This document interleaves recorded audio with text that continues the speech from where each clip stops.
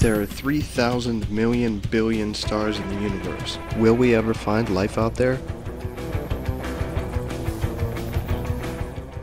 The search began in 1959 with Philip Morrison and Giuseppe Cacconi's paper Searching for Interstellar Communication. They proposed that electromagnetic waves were the best chance of communicating because they can travel fast enough to bridge the huge distances between the stars. They proposed that we focus on the water hole between the emission spectrums of hydrogen and hydroxyl. This frequency is a range free from naturally occurring radio noise. In 1960, Frank Drake proposed an equation to calculate the number of communicating civilizations in our galaxy. R is the rate of star formation. Fp is the fraction of stars that have planets. Ne is the number of planets capable of sustaining life. Fl is the fraction of Ne that have life. Fi is the fraction which are intelligent. Fc is the fraction that communicates.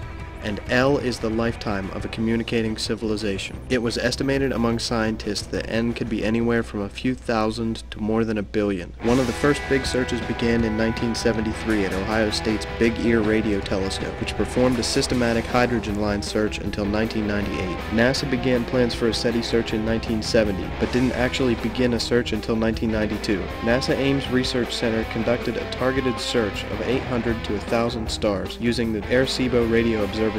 The Jet Propulsion Laboratory used a 34-meter dish at the Deep Space Communications Complex at Goldstone in the Mojave Desert. Both searches were canceled within 1 year due to a loss of funding. The SETI Institute revived the search under the name Project Phoenix in 1995 and acquired most of the NASA Ames equipment. The Planetary Society in 1996 began Project Serendip. Serendip piggybacks the Arecibo Radio Telescope in Puerto Rico, so telescope time doesn't have to be requested. The SETI at Home project from University of California at Berkeley is an offshoot of Serendip and uses the same collected data but uses a different method for analyzing it. More than 4 million people worldwide use a screensaver to let their home computers do the heavy calculations. This gives the project what is collectively the most powerful supercomputer in the world. SETI at Home is capable of producing 15 teraflops, or 15 trillion calculations per second, faster even than IBM's $110 million ASCII White, which produces 12 teraflops.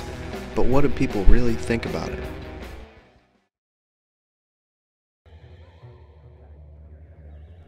I, honest to God, believe in aliens.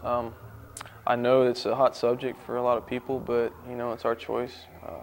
I believe in it. It's like I believe in ghosts. I do not believe that extraterrestrials exist. And until a green slimy thing shows up on my front door and says, "Hey, I'm an alien," I just don't buy it. I believe that there are extraterrestrials out there somewhere, and that to think not, they'd be foolish. It's mathematically naive to think that there's not. I just think we're so far behind the aliens themselves. They're so high tech, and there's such a gap there that we really wouldn't be able to follow their footsteps anyway, you know. The whole universe is a pretty damn big place. And the possibility exists, but I have not seen any evidence to support it just yet.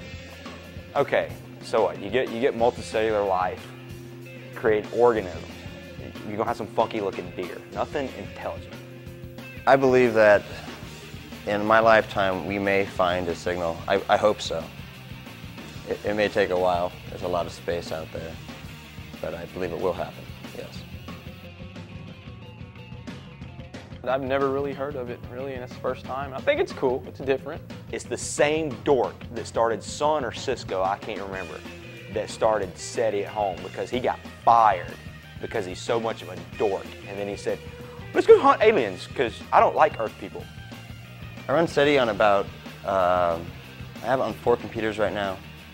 In the past, I've ran it on as many as 10 different companies I've worked for, whether they've known it or not. You know, just like I said earlier, it could be just all high-tech stuff that really nobody knows about.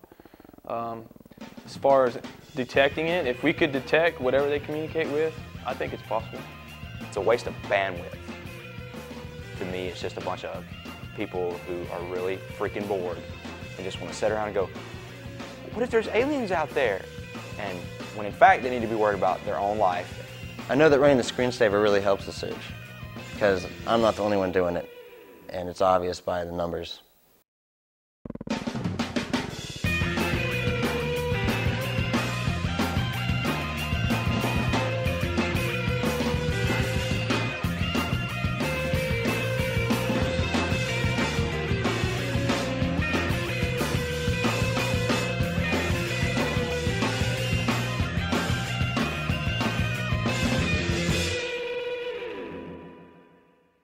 Yeah, I believe they have been here, and I believe they are here.